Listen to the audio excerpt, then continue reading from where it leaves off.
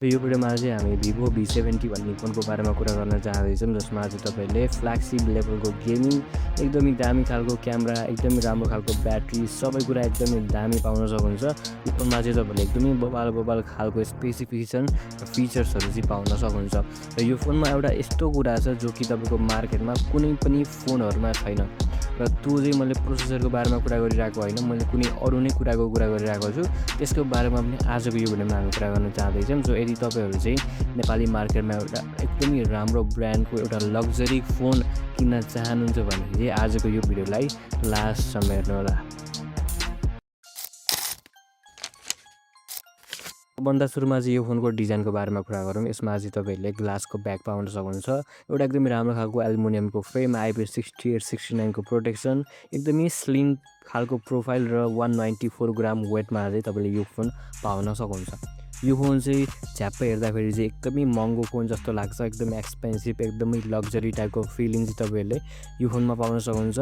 यसमा चाहिँ एकदमै ठुलो ब्याट्री भएर पनि यो फोन चाहिँ एकदमै स्लिम रहेको छ, जसले गर्दा यदि तपाईँहरू भ्लगहरू गराउनुहुन्छ, बाइकमा राइड गर्दाखेरि तपाईँले यदि फोटोजहरू भिडियोजहरू खिच्न मन पराउनुहुन्छ भने चाहिँ त्यो हातमा छोप्दा चाहिँ एकदमै कम्फर्टेबली तपाईँ छोप्न सक्नुहुन्छ। एउटा हातले पनि तपाईँले मजाले युज गर्न सक्नुहुन्छ यो फोनलाई। सो एकदमै कम्फर्टेबल तपाईँले यो फोनलाई छोप्न सक्नुहुन्छ। प्लस डिजाइन एकदमै प्रिमियम रहेको छ, बिल्ड क्वालिटी पनि एकदमै प्रिमियम रहेको छ। प्लस यसमा तपाईँले प्रोटेक्सन पनि एकदमै राम्रो पाउन सक्नुहुन्छ। त्यत्रो ठुलो ब्याट्री भएर पनि यो फोन चाहिँ तपाईँको बल्की चाहिँ फिल हुँदैन कि, एकदमै स्लिम, एकदमै हलुङ्गो, केही नै नछोपे जस्तो चाहिँ तपाईँहरूलाई चाहिँ फिल हुन्छ, त्यत्तिको हलुङ्गो छ। र सबभन्दा मेन कुरा चाहिँ एकदमै मोडर्न टाइपको डिजाइन चाहिँ तपाईँ यो फोनमा पाउन सक्नुहुन्छ, जो कि आजकलको स्टाइललाई एकदमै म्याच हुने गरी चाहिँ यो डिजाइन बनाएको छ। So overall design, build quality एकदमै राम्रो रहेको छ। प्लस यसको जुन क्यामेरा मोड्युल छ त्यो पनि मलाई पर्सनली एकदमै मन परेको छ। एकदम चिटिक्कको, धेरै फ्यान्सी कुराहरू नराखेर एकदम राम्रो खालको मिनिमम कुराहरू राखेर चाहिँ फोनको चाहिँ डिजाइन चाहिँ तयार पारेको छ। सो डिजाइन चाहिँ यो फोनको चाहिँ एकदमै राम्रो रहेको छ। यो फोनको डिस्प्लेको बारेमा कुरा गर्नुपर्दा यसको डिस्प्ले चाहिँ एकदमै राम्रो रहेको छ। तपाईँहरूले यदि इन्स्टाग्राम, टिकटकहरू चलाउन मनपर्छ, नेटफ्लिक्सहरूमा मुभिजहरू हेर्नु मनपर्छ, अथवा युट्युबमा पनि तपाईँले मुभिजहरू हेरिराख्नुहुन्छ भने चाहिँ यो फोनको डिस्प्ले चाहिँ तपाईँहरूको लागि एकदमै राम्रो हुनसक्छ। यसमा तपाईँले एकदमै एचडीमा, एकदमै राम्रो क्वालिटीमा, फुल एचडीमा चाहिँ तपाईँले एकदमै दामी खालको मुभिजहरू हेर्न सक्नुहुन्छ। प्लस यो फोनको डिस्प्ले एकदमै स्मुथ रहेको छ। यदि तपाईँले एप्सहरूलाई स्विच गर्नुहुन्छ भने अनि च्याटिङ गर्दाखेरि, यताउता युज गर्दाखेरि एकदमै स्मुथ फिल हुन्छ।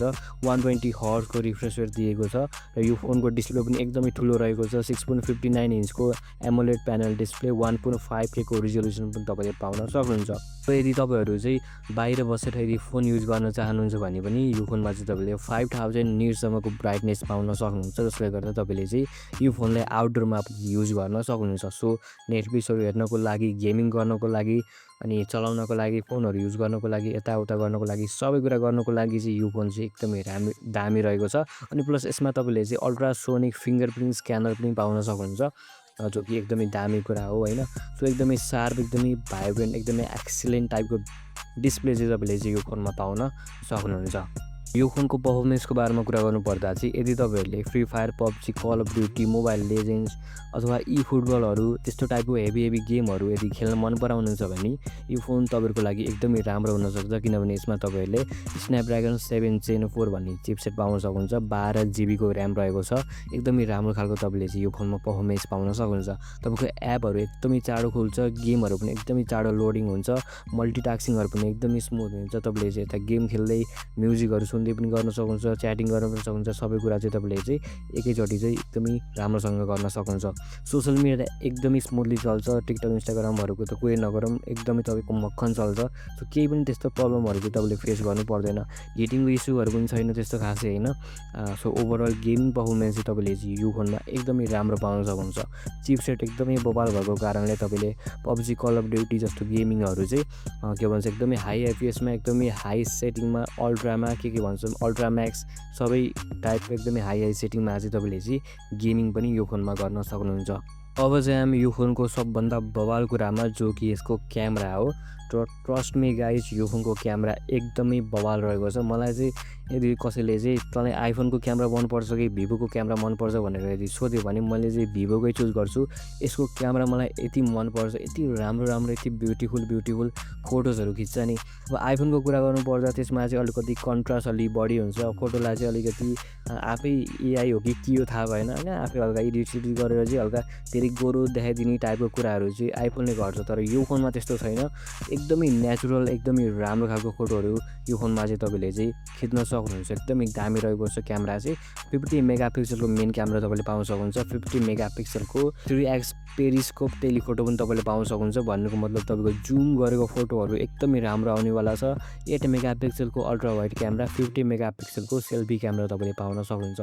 यो फोनको टेलिफोटो क्यामेरा पनि एकदमै राम्रो रहेको छ। भन्नुको मतलब चाहिँ यदि तपाईँले कुनै कुरा एकदमै जुम गर्नुहुन्छ भने पनि त्यो क्वालिटी चाहिँ तपाईँले चाहिँ एकदमै राम्रो पाउन सक्नुहुन्छ त्यो भनेको।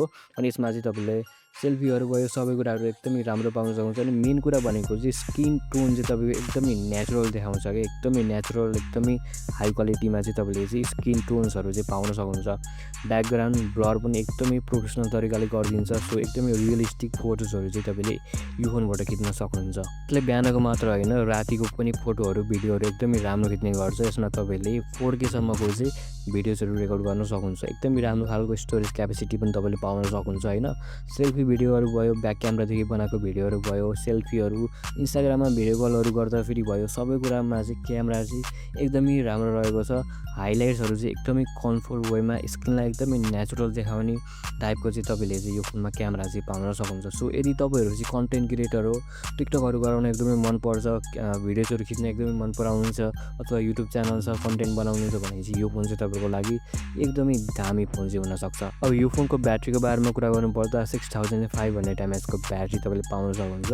अब यत्रो ठुलो ब्याट्री छ होइन, त्यही पनि यो फोनको डिजाइन चाहिँ एकदमै स्लिम रहेको छ कि मान्नै पर्छ। यो फोनलाई एकदमै दामी पनि रहेको छ। अनि तपाईँले चाहिँ अब यत्रो ब्याट्री पाइराख्नु भएको छ, तपाईँले दिनभरि गेमिङ गरे पनि भयो, नेटफ्लिक्समा सोजहरू हेरे पनि भयो, जे गरे पनि भयो, ब्याट्रीको बारेमा चिन्ता लिनु पर्दैन। र 90 वाटको फास्ट चार्जिङ स्पिड पनि तपाईँले पाउन सक्नुहुन्छ। भन्नुको मतलब अब चार्ज गर्नुको पनि टेन्सन लिनु चाहिँ पर्दैन, ब्याट्रीको बारेमा टेन्सन लिनै पर्दैन। यो फोन यदि तपाईँहरूले किन्नुहुन्छ भने होइन, 6500 mAhको ब्याट्री भनेको कुनै चान्ने चुन्ने ब्याट्री होइन, लगभग तपाईँको 2 दिनभन्दा धेरै यो फोनको ब्याट्री टिक्छ। र यदि भ्याइहाल्यो भने पनि तपाईँले चाहिँ एकदमै चाँडै चाहिँ चार्ज गर्न सक्नुहुन्छ। सो यो फोनको ब्याट्री पनि एकदमै दामी रहेको छ। अब यो फोनमा चाहिँ मलाई लगभग सबै कुरा मन परेको छ, तर यो फोनमा चाहिँ केही यस्तो कुराहरू पनि छ जो चाहिँ मलाई एकदमै मन नपरेको पनि छ होइन। जस्तै यो फोनको स्पिकरहरू चाहिँ यति राम्रो फोन बनाएको छ, यति राम्रो क्यामेरा बनाएको छ, तर स्पिकरमा चाहिँ खासै त्यस्तो मिहिनेत नगरे जस्तो देखियो होइन। स्पिकरहरू एकदमै मतलब नराम्रो छैन, जस्ट ओके टाइपको छ। अनि तपाईँको चाहिँ अल्ट्रा वाइड क्यामेरा चाहिँ अलिकति नराम्रो लाग्यो मलाई चाहिँ। अब अरू एकदमै दामी छ होइन, नो डाउट अरू फोटोहरू एकदमै राम्रो खिच्छ, तर अल्ट्रा वाइडमा चाहिँ अलिकति चाहिँ तपाईँको चाहिँ नोटिस गर्ने टाइपको चाहिँ फोटोहरू खिच्छ कि हल्का क्वालिटी फाटेको टाइपको चाहिँ आउँछ।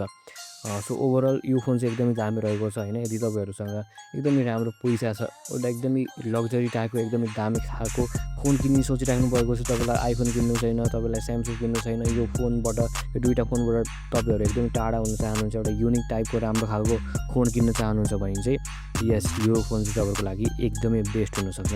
बाँकी यदि तपाईँलाई कुनै पनि क्वेसन छ भने तल कमेन्ट बक्समा कमेन्ट गर्न सक्नुहुन्छ। भिडियो राम्रो लाग्यो भने चाहिँ लाइक, सेयर र सब्सक्राइब गरिदिनु होला। I will see you in the next video.